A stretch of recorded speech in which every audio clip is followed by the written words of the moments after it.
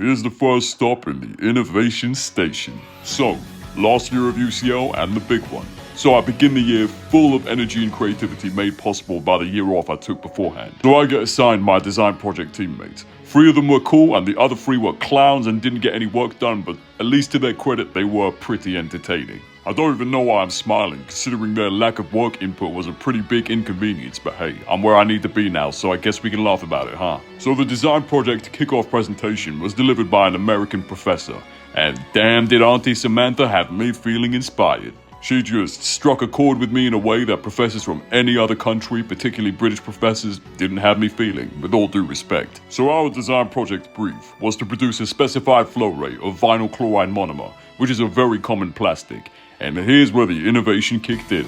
So I noticed right out the gate that the reaction that produced the VCM was both very energy intensive, endothermic, and also the conversion rate was not very high. What's more is that the electrolysis reaction upstream that produced the chlorine to produce the VCM also produced sodium hydroxide, which wasn't actually being used for much. The main reaction which produced the vinyl chloride monomer also produced a very hazardous hydrogen chloride gas, which when dissolved in water is the infamous hydrochloric acid. So obviously I knew that there was a lot of room for improvement here. It doesn't take a chemistry genius to know that sodium hydroxide is alkaline and hydrochloric acid is obviously acidic, so reacting them together can neutralize one another and produce some heat, which could be valuable. I also happened to find an old patent from the 1940s which produced the vinyl chloride monomer with a different reaction which actually used the sodium hydroxide. Most importantly at a lower and more reasonable temperature, because the main reaction produces the vinyl chloride at around 500 degrees because it's a pyrolysis or thermal decomposition reaction. So my idea was to produce a second reactor in series after the main thermal decomposition reactor, which used sodium hydroxide to both react off the rest of the ethylene dichloride to produce even more vinyl chloride monomer and increase the overall conversion rate, but simultaneously uses sodium hydroxide to neutralize the hydrogen chloride gas. The patent also mentioned using methanol as a solvent to prevent the vinyl chloride monomer from having a side reaction into something else that was undesired. So basically using methanol to keep the VCM in that form. So technically, the design worked on a lot of levels. One of my teammates, though, was naturally apprehensive, given that it was uncertain, it was an untested design, and given the weighting of the grade, because this was the big mama and big daddy of our design project. So naturally, I understood that he was apprehensive. So I knew that if I'm going to pursue this innovative out-of-the-box line of research, I needed to conduct my research and work and design work responsibly and diligently and carefully. This would mean communicating all of my steps and work and thought processes to my teammates extra early to make sure that they understood what was going on, which was also on me for communicating effectively as well as early. And it worked. So our first report got good marks and the design decisions were all approved. And yeah, things were working out thanks to the effort and conscientiousness I put in. The report came back decent. Not amazing because that's what happens when you have 3 members that are slacking. But all things considered, it was a good start. As the design project progressed, I took on more responsibility as the technical expertise was deemed to be in my corner, per se. So the next part involved simulating the design project, the chemical plant, computational software known as Aspen Plus. And I remember this one very interesting time where everybody across the whole year group was having trouble simulating recycles in the chemical plant, right? And I conceptualized how it worked. So I knew that if you have a recycle, you actually have to decrease the amount of chemical coming in externally so that the main amount going into the reactor that's receiving the recycle is the exact same, which makes sense because that way you have to buy less because you need less externally. So I conceptualized it and I told my friend, I've done the calculations, here's my understanding. If this works out, I'm gonna take a big ass chug of my dad's Jack Daniels.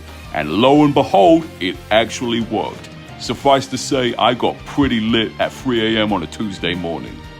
Overall, this was a crucial learning curve for me because I learned that leadership naturally gravitates towards the person that's most suitable to fill the position of leader. What's more is that leadership is, as the name suggests, about leading your team members, guiding them through the process, making sure they understand what's going on and what's the best way to proceed. Some of us guys especially, we squabble over the position of leader because somehow it's a reflection of our manlyhood or a status symbol or something like that, but it's not that at all.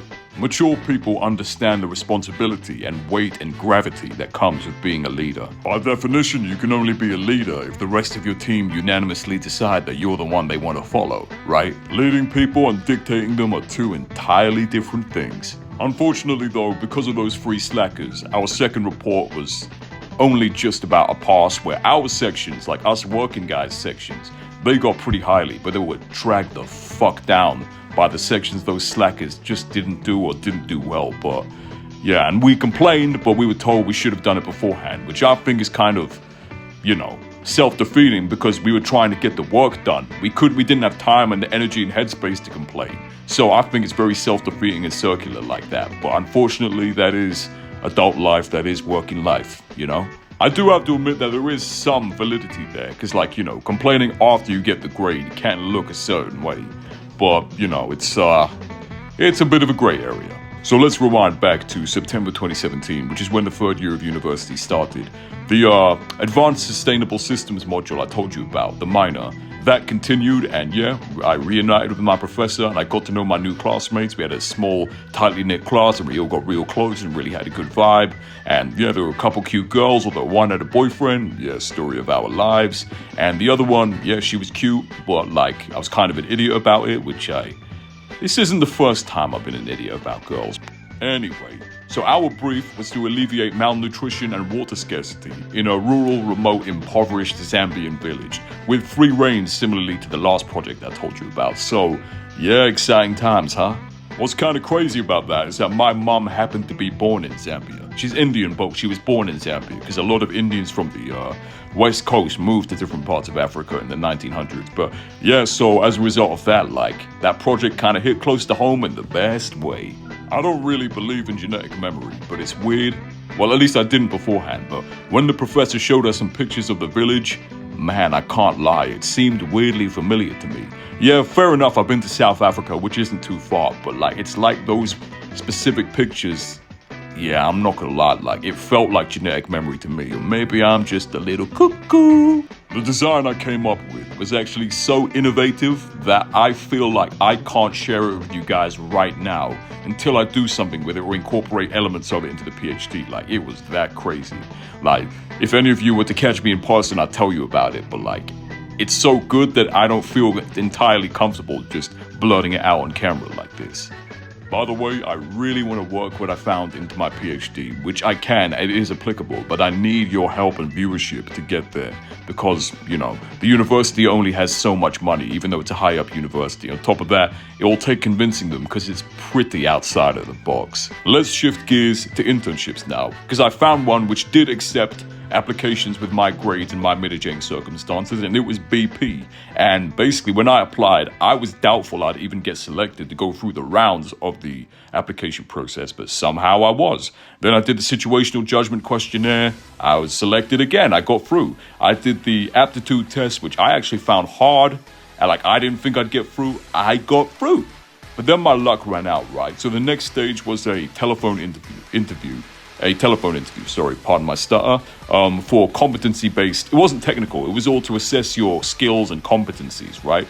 So basically, my luck ran out because I didn't know that I really should have used the STAR method because all this was kind of new to me. On top of the fact that I'm not going to lie, I didn't have too much in the way of skills and experiences to talk about. Although maybe I had enough if I'd used the STAR method. But either way, yeah, luck ran out on that side, in that case. And yeah, that time I didn't get in. But luckily, they rang me up explaining the STAR method for me. And they said, please do apply again, which was really nice of them. So yeah, I took the L, where that L stood for learning.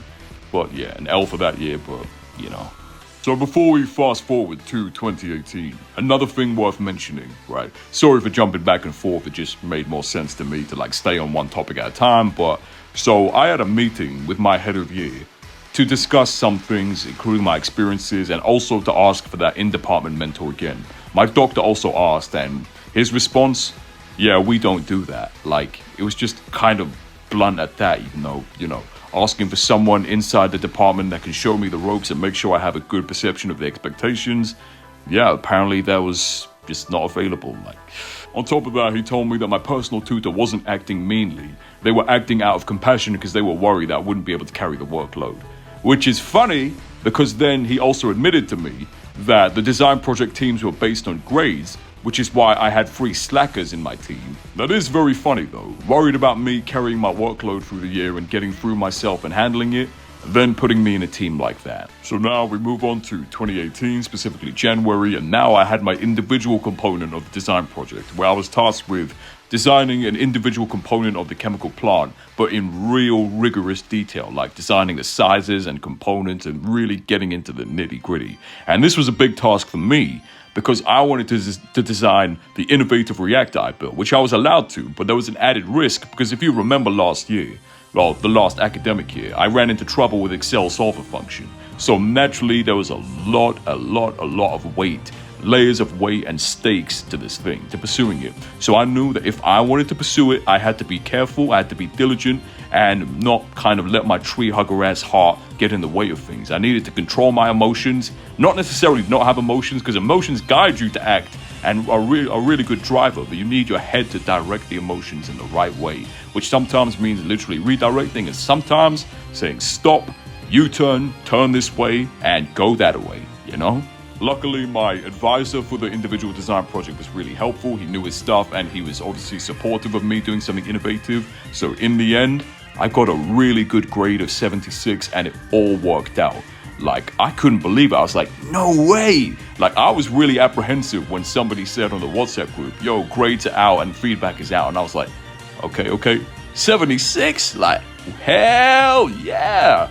Like, that was a big milestone, man. I took a calculated, mitigated risk to do something worthwhile and really push the boundaries. And it was a big milestone for me because I took a calculated, mitigated risk to do something really worthwhile that was worth the risk, and it actually worked out this time, you know? So yeah, this did mean that I figured out a workaround to the Excel solver glitch, where even in my masters, using Excel solver works smooth as butter. Here is another pretty shit thing on the UCL Chemical Engineering Department's part. So around this time in 2018, there were teacher strikes. So they cancelled a very important individual design project lecture for the next component of the design project after the individual unit, which is designing the control scheme. They cancelled it and said, we're not obliged to reschedule it or uphold another one or anything like that. And then, like around a week after the time the original really important lecture was scheduled, they scheduled a mandatory lecture. I didn't go because I knew it would be some BS. But from the people who went, they told me it was just them, especially my personal tutor who was like hosting the lecture, asking people to give good reviews. How effed is that you pay $9,000, get a really important lecture cancelled and not, reheld, not held at another time, but then within that space or around within that space, asked to get good reviews. Like, how out of touch are these people, And I spoke to my friend from the year above. He said they did the same thing around the time of year. And I spoke to my friend who stayed on for the masters there, like a year later, and he said they did the same thing. Like, this is comical, this is cartoony at this point. Here's where things get better, but it's also a very important point to raise, right? One of the design project advisors who had worked with us for the group component of the design project, like, she got to know me a little bit. She knew that I had neurodiversity. So she unspokenly, like without, formally agreeing on it, she took on the role of that kind of mentor. Like, she asked me, is everything going okay? She said, here are the expectations, try to avoid doing this, try to be careful of this, etc. So she basically took on the role of the mentor I always wanted, and it actually helped so much. So the whole time, even though that I was denied that mentorship from someone inside the department who actually knew the subject, there were, if she was anything to go by, the person who gave me the guidance, there were people the whole time willing to have given me that guidance. At this point, I knew that I just kind of had to get out of this uni, man. So I basically changed my degree program from master's to bachelor's, because this was the third year, and obviously master's is 4 years. So I knew that, yeah, I needed to wrap things up this year, move on to greener pastures. So about the next part of that individual design project, I admit I dropped the ball a bit. I got distracted, like with some of like my personal, I wouldn't say issues, but personal ruminant feelings, because like my tumultuous time at UCL was coming to an end and I was thinking about where I stood, but also because I got a little bit cocky again from the good result in January. And yes, this is not the first time that I had good success in winter or beginning of the year or January and I dropped the ball. Like, I realized that this is something I need to be very mindful of. I didn't drop it too hard. I still got an okayish grade, but like nothing to write home about. So like whenever I've dropped the ball, I mean it like relatively to me. I never did badly. It was never a giant drop from winter to summer. I still always did okay or even well. So yeah, when I say drop the ball, I mean not do as well as before, but not necessarily bad. In fact, never really bad. But hey, maybe if they actually gave that lecture that they cancelled, that would have helped someone like me out. It would have helped everyone out, but especially someone like me. So now it was time to study for exams, and there were no hiccups in the way, no nothing to get in the way.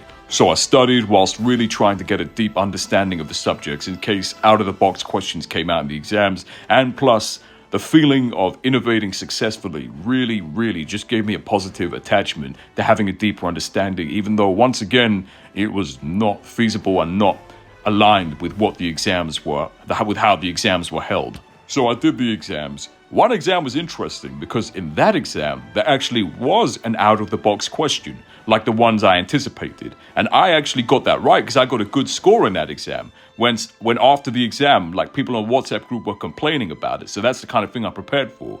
The other exams, like one of them was really tough and I heard that other people came out of it crying. So that summer, I decided to take up scuba diving. Not in spite of being scared of water, but because I was scared of water and I wanted to overcome such a fear. My tree hugger ass lives and breathes wildlife, and I wanted to see it up close because, like, the experiences from having seen wildlife in Malaysia and South Africa, you know, taught me that no amount of Nat Geo or Animal Planet or Discovery Channel or Pokemon, I'm joking, but none of that really prepares you for seeing it up close and personal. So for the first training exercise, right, we needed to demonstrate a number of laps around an Olympic-sized pool. I can't remember the exact number, but it was like 6 or something like that.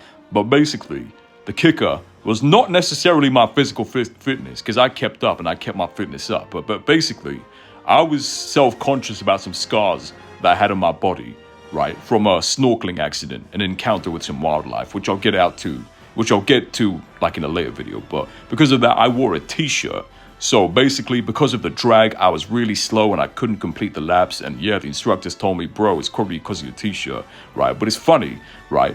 I put my mind to it. I got into my local leisure center swimming pool and I swam and got the fitness up. And boom, next time, like, I aced those laps, man. But I remember, like, Avengers Infinity War coming out. And, like, I remember the battle scene and, like, that. The feeling just, you know, reoccurred to me when I was doing the swimming, and yeah, it's just a funny memory, man. So now we get to the final dive practical, which was in a lake just outside of London. And you may be thinking, when I say lake, about some crystal clear waters, like picturesque and reminiscent, encapsulating of the vibe of summer, you know, nights out camping or something like that, right? No, it was a murky, dark, spooky lake when we actually, like, you know, got beneath the water surface. Like, imagine, you know the scene in Harry Potter and the Goblet of Fire, right? Where the Death Eaters summon that big snake dickhead type thing, right? And the sky is all murky and dark and green. Imagine the water is like that, except with murky visibility. So it's that color, but you can barely see shit. You barely see shit apart from what's right in front of you. My instructor was also a douchebag. He particularly didn't like me for whatever reason, and some of the other divers noted that out, but I just wanted to get my dive practical done. I wasn't here to make friends, so I kind of shrugged it off. There was one skill, right, that the first time I chickened out of. So we were on the lake bed floor, right, and one skill you have to do. Oh, it's good to have these goggles on me so I can demonstrate, right? So basically, you're wearing your goggles. Like, imagine my nose is covered, because obviously that's how it is with the dive goggles, right? And imagine that water fills your visor so you can't see anything. What you're supposed to do is you're supposed to tip it slightly. Well, obviously, first you have to take it off. So then obviously you couldn't see anything. Then you have to put it back on. Obviously, it will be filled with water. And you have to tip it and basically use your nose to blow the air to push the water out, like. And the first time, yeah, I chickened out, right? But the second time, luckily the instructor was patient. The second time, I just thought of Shia LaBeouf going, just do it! And yeah, I just did it. Boom, like, I faced my fear. So yeah, I became a certified scuba diver, although I did complain to the, not complain, but I raised an issue. Because even though I passed, I thought there's such a scary, intimidating kind of lake is not really appropriate for people on their first time dive practical, for their first level of qualification, which in our case was the 18-meter open water. And they would just kind of like, oh, but it builds diving skill, but like, it should be within reason at the right time, not the very first one. And that should be at one's own leisure. Am I right? And yeah, I also complained about the instructor being a douchebag, and even though he said like he'd received no complaints, literally on the same website with the same company, there was someone else complaining about him. That's organizations for you, man. So before we get on to the final grade, I do remember being in the pool and thinking, if I got lower than a 2-1, so if I got a 2-2, which is like basically equivalent to a C, which would make getting jobs very difficult, I kind of pictured myself being in an ocean of loneliness. And unfortunately, the grade I got was a 2-2.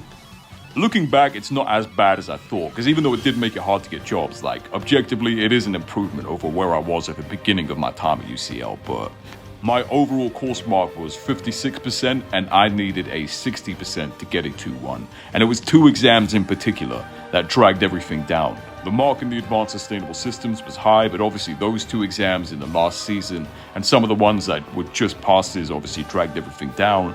But yeah, so naturally I asked if I could go through the marks with the professor to see where I went wrong. Professors, should I say. And they would not let me be in the same room and go through the paper with those professors. Like, they said it wasn't possible, then they sent me my individual feedback like by paper, so obviously I got it when I was at my house. And for one paper, like most of my feedback was very similar to the class feedback, the general feedback, yet my mark was a lot lower. The other one, I admit, was a bit of a hard paper, but yeah, like eventually it just came to a point where I realized, like, you know what, I just need to collect my losses or whatever the phrase is I forgot and just kind of move on, What is interesting though is I spoke to the head of year, who eventually kind of like just got a bit impatient with me, saying he gave me concrete evidence and stuff like that, when obviously, is it concrete evidence? They gave me feedback without letting me go through it with the professors. So like, that's a funny way that organizations are circular like that, to a self-protecting degree, self-serving degree, to the detriment sometimes of the customer. I was just kind of happy to get out of there. Plus, I knew that BP accepted 2-2s with mitigating circumstances like mine, so I knew that, there was a way forward. There was. But I basically emailed the head of the whole university, the president of the whole university, who happened to be he happened to be in the medical field. I can't remember his exact title, but that was his background and discipline. I emailed him telling him about my experience, and like I never got a response, even months after. And when I asked for one, his assistant just said he appreciates the feedback. Like, yeah, it was just time to cut my losses and get out of here, man. I won't lie, graduation was a bitter pill to swallow. I got there and like everyone else seemed in higher spirits. Well, the people in the year above seemed in higher spirits. Like the people in my year, like the final year group I was part of, just also seemed happy to get out. But like, yeah, tough pill to swallow. I will not lie. I went straight in. I went straight home. Like, I didn't party with the other people. And people were even asking me, because I went to the park afterwards for a gathering, like, oh, are you not going to celebrate your graduation? It's like, I did. Like, I'm done. Like, obviously I couldn't explain it to them, but I was just happy to move on with my life. And luckily I did, because like the rest of the year, 2018 was overall a good year despite this, but the rest of the year, like the new beginning, was still one of the better years of my life, Sometimes a year can be good even if you take L's. It can. Also, I did a funny thing, right? I randomly contacted the head of Imperial College London, telling him that I have this innovative design in vinyl chloride monomer. Do you have any contacts that would be interested? And he actually responded and said, yeah, here's my guy. Like, that was really nice of him, I got to admit. I'll talk about that more in the next video, but yeah. Let me give you a quick funny story from scuba diving again, because I want to end this video on a happy note, Pardon me. So, my first dive was in Sicily, because me and my family went to Sicily in August of 2018. My first dive in the sea, right? So not under the protection of training or anything like that. The very first dive I actually failed, because basically what happened is that the visibility wasn't super high. Even though it wasn't murky, like, I don't know why, but like, the visibility wasn't high. Maybe the sun was so bright, right? So basically, me and the other divers went down, and like the other divers just descended into the blue real fast, and that was a bit shocking to me. Basically, I suspect I have a little bit of hypothyroid because my mom's side of the family has it. And there was a thermocline in the water, which is basically when the water really suddenly gets cold with only a tiny change in depth. So it randomly goes from like lukewarm to like cold, like not like gradually, but just like boom, like, 0 to minus 100. Figuratively speaking, like obviously not numerically, but yeah, because of the combination of the divers going down really fast and me being a bit scared of the, the deep blue, not the deep blue, but like the open blue going down and the thermocline, I just had to tell the diving instructor, sorry man, I can't do it. He asked me to try one more time, and because there was a lot of pressure because I was holding up the dive, I just kind of said, and he said, all right, no worries, but you're gonna have to wait on the boat. But here's what gets funny, right? So we were on the boat, and basically, I was kind of stupid. My mind was a little bit like not dazed and confused, but like I was a little bit in fear mode, right? So I tried to hoist myself onto the boat with my scuba tank on and everything. And like, I just couldn't do it. I wasn't physically strong enough. I didn't have the upper body strength, right? So like I just kept trying. I kept trying like, I couldn't do it. And then literally after 5-10 minutes, I realized, oh wait, there's a ladder. Because like I just thought like because the ladder was behind the motor, you can be a bit shook of these things. Sometimes like the fear part of your brain takes over the logic. But the funny thing is when the divers came back, right, the diving instructor just did what I was trying to do for 5-10 minutes. Even with his tank on, he just fucking hoisted himself and forward rolled onto the boat. And I was just thinking, oh, fuck my genetics in my body, man. Yeah, that guy made me feel like a chump inadvertently. But basically, the success story is that the second dive, where it was just me and the instructor, was completely successful. It was my first dive in the sea. And yeah, I didn't let the first failure or setback, discourage me or demotivate me. I was adamant to rectify it, and it worked out. So, as usual, the theme of me rebounding from failures and setbacks is the key. And it's important I mention that because fast forwarding to my masters, let me tell you, obviously it's a spoiler at this point, but let me tell you, I'm so glad that.